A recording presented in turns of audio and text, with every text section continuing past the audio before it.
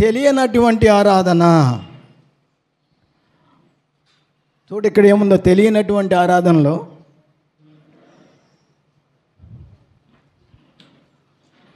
చూడండి, అపోస్తులైనటువంటి పౌలు అపోస్తుల కార్యాల్లో 17 అధ్యాయం చూడు ఏం చెప్తున్నాడు. తెలియని ఆరాధన చూడబోతున్నాం. ఇప్పుడు ఇంతవరకు మనం వ్యర్థమైన ఆరాధన, మనుషులు కల్పించిన పద్ధతులే దేవుడు చెప్పాడని వారు నన్ను వ్యర్థముగా ఆరాధిస్తున్నారు. ఇలా చాలామంది, కోట్ల మంది వ్యర్థంగా చేస్తున్నారు ఆరాధన. అది కూడా ఆరాధన అనుకుంటున్నారు వాళ్ళు, వ్యర్థమైంది కూడా. మేము కూడా ప్రభుకి అనుకుంటున్నారు. కాదు, నువ్వు చెప్పేది లేఖనంలో లేదు. నువ్వు చెప్పే ఆరాధన దేవుడు చెప్పలేదు, నువ్వే చెప్పుకుంటున్నావు వాళ్ళకి. అది అర్థమైన ఆరాధన. అది ఇప్పుడు చూడండి, మళ్ళీ తెలియని ఆరాధన. తెలియని ఆరాధన చూడండి ఎట్లా ఉంటుందో. అపోస్తుల కార్యాలు 17వ అధ్యాయము. ఇప్పుడు మనం తెలియని ఆరాధన వినబోతున్నాం. 21 నుంచి చూద్దాం. అపోస్తుల కార్యాలు 17వ అధ్యాయము 21 నుండి. ఏథెన్సు వారు అందరూ అక్కడ నివసించు పరదేశులను ఏదో ఒక క్రొత్త సంగతి చెప్పుటయందును వినుటయందును మాత్రమే తమ కాలము గడుపుచుండువారు. చూసావా, ఏథెన్సు వారు అందరూ అక్కడ నివసించే పరాయి గ్రామస్తులు ఏదో ఒక కొత్త సంగతి చెప్పుకోవటం, ఇవాళ ఆరాధన పోయొచ్చాం, దేవుడిని ఆరాధించాము అనుకుంటున్నారు అంటాళ్ళు. ఏదో కొత్త సంగతి చెప్పుకుని. చూడు మళ్ళీ ఏమన్నాడు ఆయన, నేను మళ్ళీ చదువుతున్న అదే వచనాన్ని. ఏథెన్సు వారందరూ అక్కడ నివసించు పరదేశులను ఏదో ఒక క్రొత్త సంగతి చెప్పుటయందును వినుటయందు మాత్రమే తమ కాలము గడుపుచుండువారు. పౌలు అరేబియోబగు మధ్య నిలిచి చెప్పినది ఏమనగా, ఏథెన్సు వారులారా, మీరు సమస్త విషయంలో అతి దేవతా భక్తి గలరన్నట్టు నాకు కనబడుచున్నది. చూడేమన్నాడు, తత్వజ్ఞానులు, చాలా పవర్ఫుల్ జ్ఞానవంతులు వాళ్ళ మధ్యలో చెప్తున్నాడు పౌలు ఈ మాటలు. వాళ్ళు జ్ఞానులు. వారి అంతా విగ్రహం ఉందా యొక్క ఏథెన్స్ పట్టణం అంతా. అందుకని వాళ్ళతో అన్నాడు ఆ విషయాన్ని. పౌలు చాలా ధైర్యంగా, పౌలు కూడా విద్వాంసుడు, పండితుడు, వాళ్ళని ఎదిరించాడు. వాళ్ళతో అన్నాడు ఈ మాటలు సూటిగా. వాళ్ళతో ఫేస్ టు ఫేస్ వాదనకు దిగాడు పౌలు. చూడు ఏమంటాడు అక్కడ, బాగా గుర్తుంచుకోండి ఈ విషయాన్ని. 22వ వచనంలో, నేను సంచరించుచు మీ దేవతా ప్రతిమలను చూచుండగా ఒక బలిపీఠము నాకు కనబడిను, దాని మీద తెలియబడని దేవునికి అని వ్రాయబడి ఉన్నది. చూడు, నేను మీ పట్టణంలో తిరిగాను అటు ఇటు, కానీ మీరు అతి దేవతా భక్తి గలవారని నాకు తెలుస్తుంది. మరి అంట ఆ ఏథెన్స్ పట్టణం వాళ్ళంట బజార్కు ఒక గుడి కట్టారంట. చూడు ఎట్టుందో భక్తి. భక్తి బాగా ఉంది, డబ్బులు బాగా వేస్తున్నారు, అన్నీ బాగానే ఉన్నాయి. గుడి కట్టి చేసిన తర్వాత పౌలు తిరిగేటప్పుడు ఇంకా ఆశ్చర్యంగా చూసాడంట ఆయన. తిరిగి ఇంకో ప్రదేశం పోగానే అక్కడ రాసిందంట, తెలియబడని దేవునికి ఈ గుడెల్లా. అంటే వాళ్ళు అనుకున్నారంట, ప్రభువా మరి దేవుడు ఎవరో మాకు తెలియదు, మేమందరి గుళ్ళు కట్టించాం, ఇంకా మాకు తెలియకుండా ఏ దేవుడైనా మిగిలిపోయాడేమో, ఆయన కోపం వచ్చిద్దేమో, మేము మర్చిపోతే ఆ దేవుడు కోపం వచ్చిద్దేమో అని చెప్పేసి ఈ గుడెల్లా మాకు తెలియకుండా ఉన్న దేవుడికి అని కట్టారంట. చూడు ఎన్ని గుళ్ళు కట్టారు వాళ్ళు. అంటే మాకు తెలియకుండా దేవుడికి మా మీద కోపం వచ్చిద్దేమో, దేవుళ్ళు ఎంతోమంది ఉన్నారు లెక్కేస్తున్నారు వాళ్ళు. అదే పొరపడ్డారు వాళ్ళు. అంటే ఇదల్లా తెలియబడిన దేవుడికి నా గుడి కట్టారంటే ఇంకొక గుడి. అంటే పౌలు అర్థం చేసినాడు, బాబు ఇంత భక్తి ఉంది వీళ్ళ దగ్గర, తెలియబడి మాకు తెలియకుండా మిగిలిపోయిన దేవుడికి గుడి అని ఆ గుడి ఏరుగా కట్టించారంట మళ్ళీ. చూడు అందుకని ఏమన్నాడు 22వ వచనం గుర్తుంచుకోండి. పౌలు ఈ విషయాన్ని పూర్తిగా వాళ్ళతో ఎదురు చెప్తున్నాడు ఆయన్ని. పౌలు అరేబియా మధ్య నిలిచి చెప్పినది ఏమనగా, ఏథెన్సు వారులారా, మీరు సమస్త విషయంలో అతి దేవతా భక్తిలో ఉన్నట్టు నాకు కనబడుచున్నది. నేను సంచరించుచు మీ దేవతా ప్రతిమలను చూచుచుండగా ఒక బలిపీఠము నాకు కనబడిను, దాని మీద తెలియబడిన దేవునికి అని వ్రాయబడి ఉన్నది. కాబట్టి మీరు తెలియక దేని యందు భక్తి కలిగి ఉన్నారో దానినే నేను మీకు ప్రచురపరుచున్నాను. చూసావా? మీరు తెలియకుండా దేని యందు భక్తి కలిగి ఉన్నారో ఆ భక్తి తెలియని భక్తి, ఆ దేవుని దగ్గర పోయేది కాదు. అందుకని మీకు ఇలా తెలిసే భక్తి చెప్తాను నేను అన్నాడు. వాళ్ళకి మంట మండిపోతుంది లోపల. వాళ్ళు తత్వజ్ఞానులు, బాగా జ్ఞానం గల వాళ్ళు. అప్పుడు అన్నాడు, చూడు ఎట్లా అన్నాడు ఆయన, వాళ్ళందరికీ ఒక వచనంలో యావత్ సృష్టిలో ఉన్న సమస్తాన్ని చెప్పేశాడు ఒకేసారి. 24 వచనం చూడండి. అదే 24 వచనం. జగత్తును అందలి సమస్తము నిర్మించిన దేవుడు తానే ఆకాశమునకు భూమికి ప్రభువునందున ఆలయములో నివసింపడు. బాగా డోసు ఇచ్చింది వాళ్ళకి, బాగా సీరియస్ అయ్యారు వాళ్ళు ఈ మాటకి.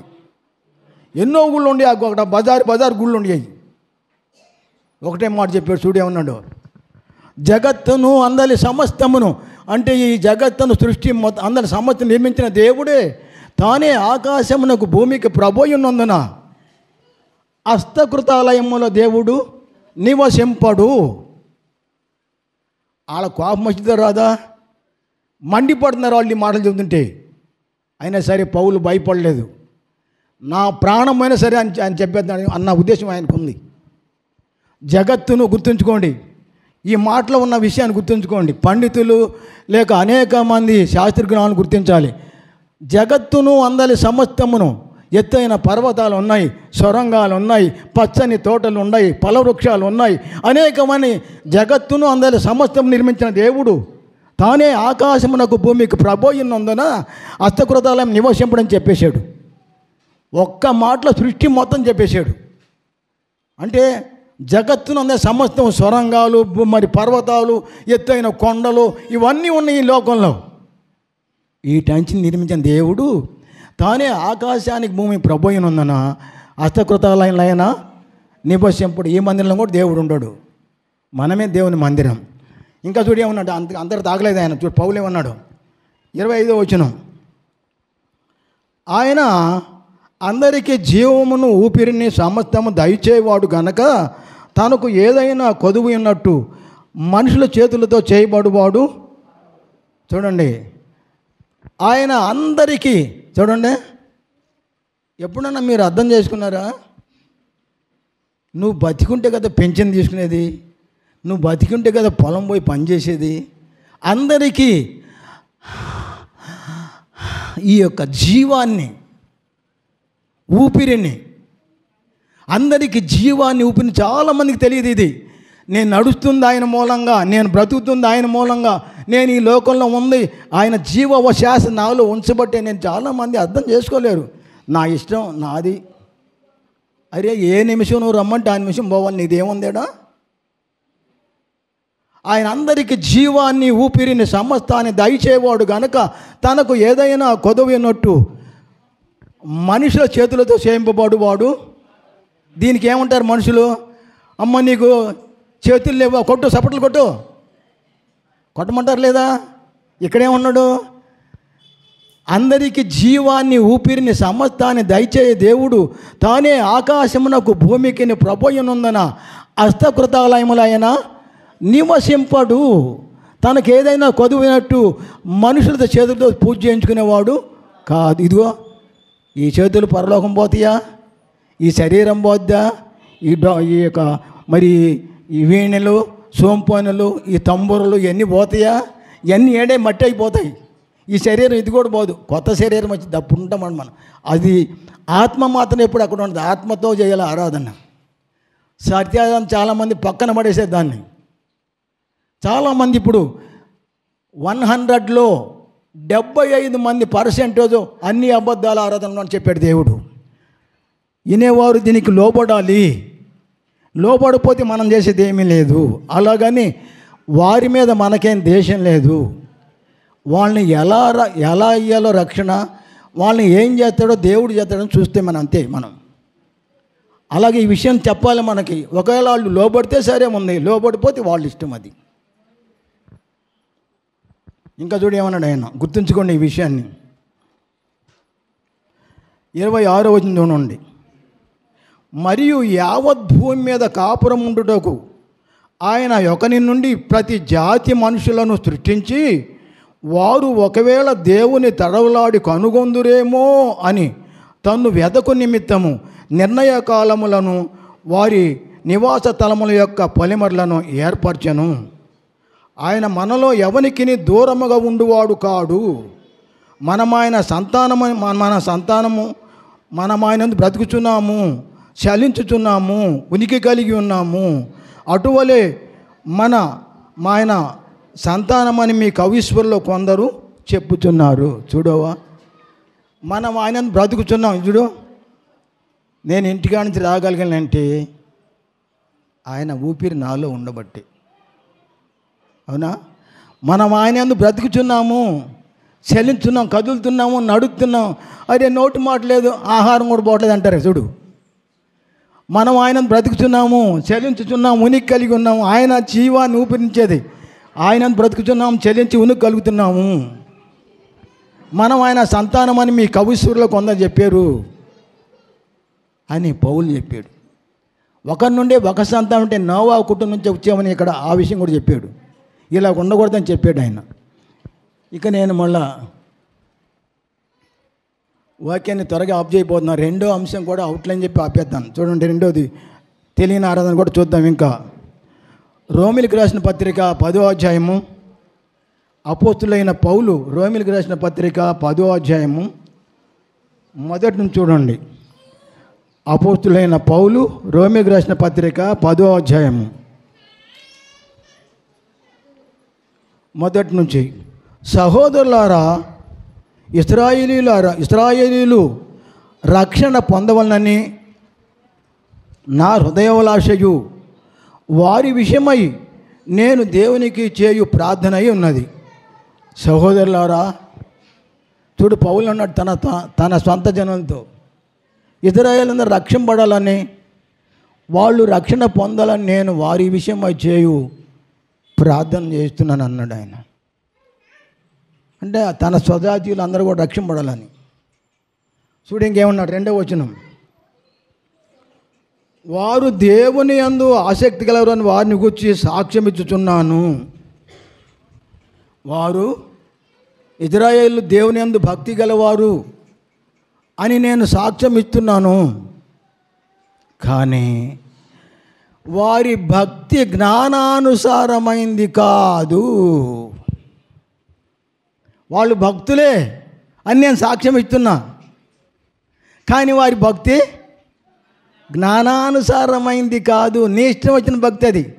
వాళ్ళు ఎందుకంటే యేసు ప్రభువు లేకుండా పరలోకానికి పోదాం అనుకున్నారు, ధర్మశాస్త్రం వల్లే పరలోకానికి పోదాం అనుకున్నారు వాళ్ళు. అందుకని చూడు, ఇక్కడే ఉన్నాడు ఆయన పౌలు. వారు దేవుని యందు ఆసక్తి గల వారిని గూర్చి నేను సాక్ష్యం ఇచ్చున్నాను. అయినను వారి ఆసక్తి జ్ఞానానుసారమైనది కాదు. అయిపోయింది. ఇక వాళ్ళు భక్తులే, తెలియకుండా ప్రభు ప్రార్థన చేసేవాళ్ళు, ఆరాధన చేసేవాళ్ళు భక్తులే, మనకన్నా భక్తులు కావచ్చు, కానీ వాళ్ళ భక్తి జ్ఞానానుసారమైంది కాదు. ఎందుకు కాదో చూడండి, 3వ వచనం.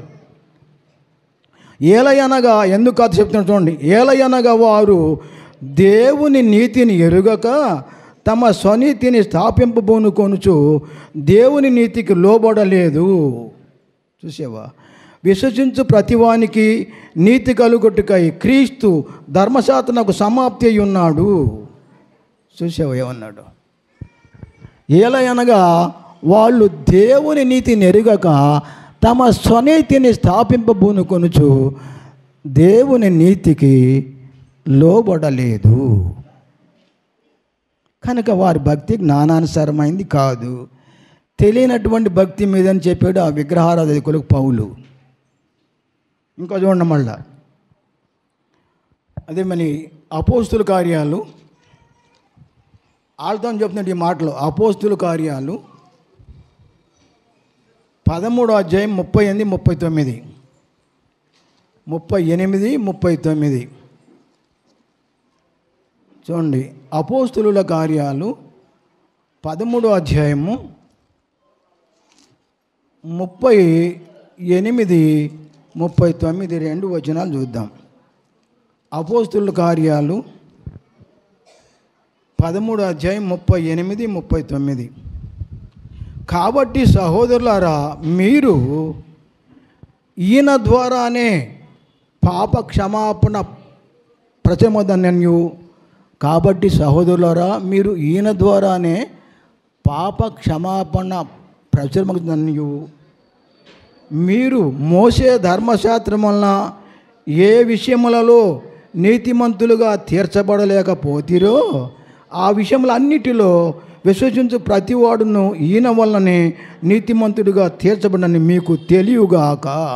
చూసావా ప్రియులారా, మీరు మోసే ధర్మశాస్త్రం వలన ఏ విషయంలో నీతిమంతులు కాలేకపోయారో వాటన్నిటిలో ఈయన ద్వారానే ప్రతి ఒక్కడు కూడా నీతిమంతులుగా తీర్చబడుతున్నారని పౌలు చెప్పాడు వాళ్ళకు. ఇంకా చూడండి, అందుకనే ఈ పండుగలు చేసేవాళ్ళు ధర్మశాస్త్ర ప్రకారం పాత నిబంధన ఉండేవాళ్ళ గురించి చెప్పాడు పౌలు. ఏ విధంగా చేతనను ధర్మశాస్త్రం వలన ఉంటే నీ భక్తి తెలియనటువంటిది, ఆచారాలు ఉంటే ఆ భక్తి అర్థమైంది. అయితే పౌలు అన్నాడు, మీలో ధర్మశాస్త్రం వలన నీతిమంతులు అవుదాం అనుకుంటే, యూదులతో అన్నాడు అన్నమాట, క్రీస్తులో మీకు పాలు లేదు. గలతీ పత్రిక 5వ అధ్యాయము, గలతీ పత్రిక 5వ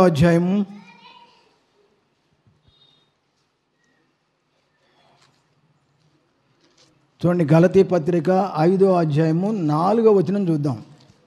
గలతీ పత్రిక 5వ అధ్యాయము 4వ వచనం చూడండి ఒకసారి.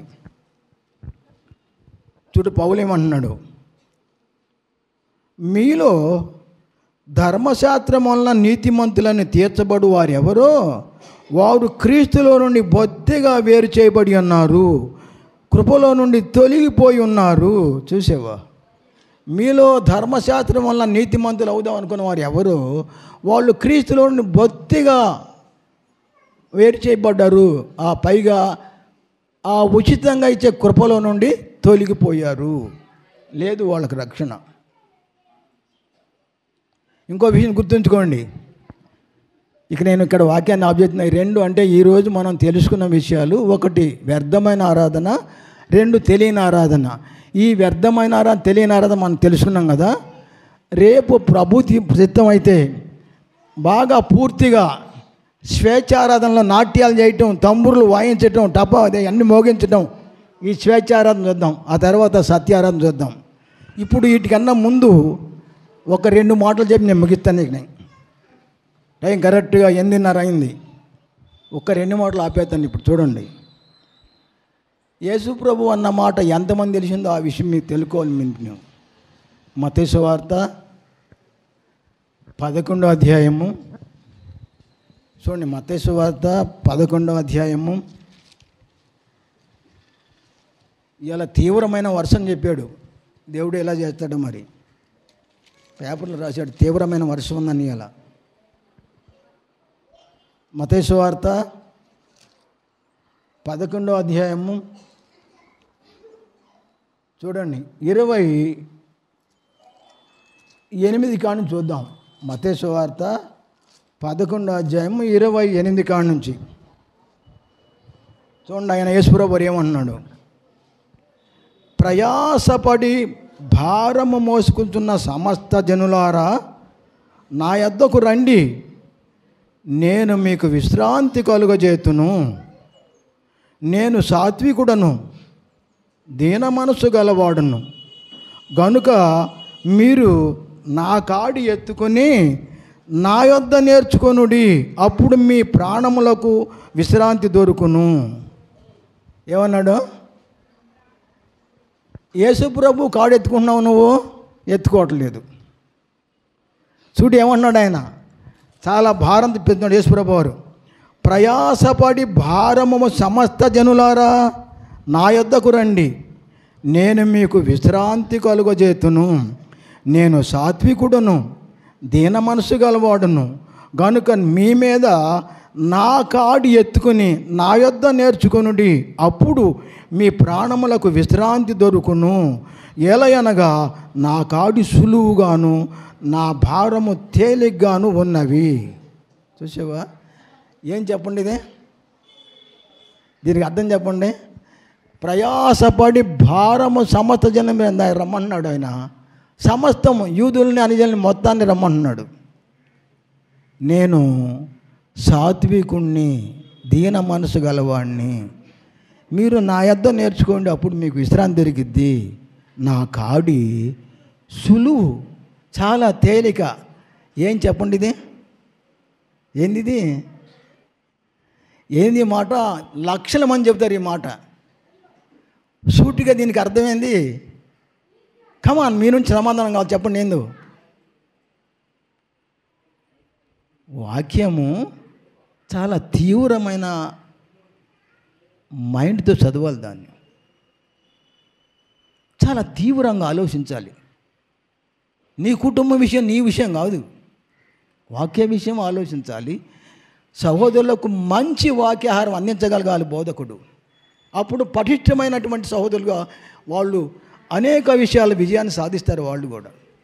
ఈ కారణం ఏదంటే, చూడండి, ఆయన చెప్పే మాట ఏంటంటే, భారం మోస్తుందంటే ధర్మశాస్త్రం భారమైనటువంటిది.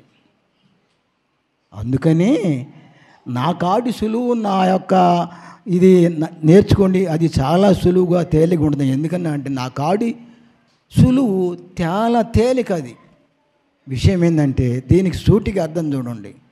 ఈ రెండో కొట్టని చెప్పి ఆపేస్తాను నేను. యాకోబు పత్రిక 2వ అధ్యాయము, దీనికి సూటిగా సమాధానం చూడండి. ధర్మశాస్త్రాన్ని గురించి ప్రభువు చెప్పాడు అక్కడ, అది తెలవాలి. ఆ ప్రయాసపడి అంటే అయ్యయ్యో ఈ లోకంలో ఆయా ఈ అవరాలు చెప్పేస్తాను మత్స్యశాఖల వాళ్ళు, మన బోధకులు ఏమంటారంటే అయ్యో ఒకటే ప్రయాసపడి భారం ఆ మొత్తం వెళ్ళిపెట్టమని చెప్తారు. అది కాదు చెప్పింది ఆయన. ధర్మశాస్త్రంలో అది చాలా భారమైంది, అది దాన్ని కాదు అని చెప్తున్నాడు ఇక్కడ ఈయన. దాని ద్వారా కాదు అని చెప్తున్నాడు ఆయన. యాకోబు రాసిన పత్రిక 2వ అధ్యాయము చూడు 10వ వచనం ఏముందో. యాకోబు రాసిన పత్రిక 2వ అధ్యాయము 10వ వచనం చూడు, ఇక్కడ చెప్పబోతున్నాను. 2వ అధ్యాయము 10వ వచనం చూడు ఏమన్నాడు యాకోబు. ఎవడైనాను ధర్మశాస్త్రమంతయు గైకొనియు ఒక ఆజ్ఞ విషయంలో తప్పిపోని ఎడల ఆజ్ఞలన్నింటిలో అపరాధి అగును. చూసావా? ఎవడైనాను ధర్మశాస్త్రం అంతా 10 ఆజ్ఞలు నెరవేర్చినా కానీ ఒక్క ఆజ్ఞ విషయంలో తప్పిపోతే ఆజ్ఞలన్నింటిలో తప్పినట్టే. అందుకని అది నెరవేర్చలేరు మీరు.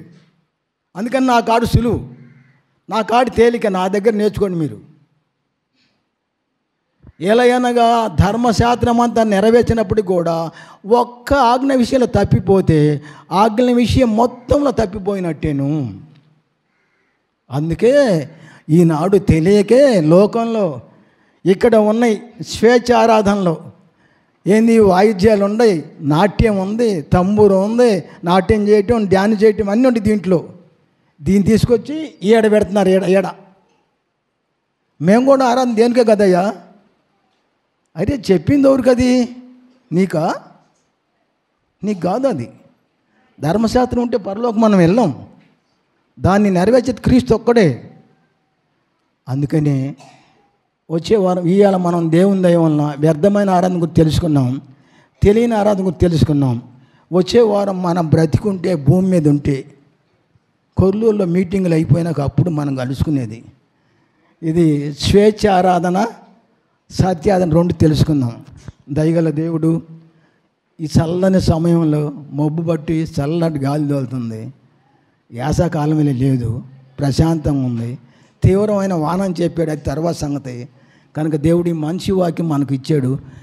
మన అందరి హృదయాల్లో ఈ వాక్యం ఫలించాలని, మనం సత్యారాధనలో చనిపోయిన దాకా నమ్మకంగా జీవించి పరలోకంలో ఇట్టాగే కూర్చోవాలని, ఇట్టాగే దేవుని స్తుతించాలని నా అభిలాష, నా పట్టుదల.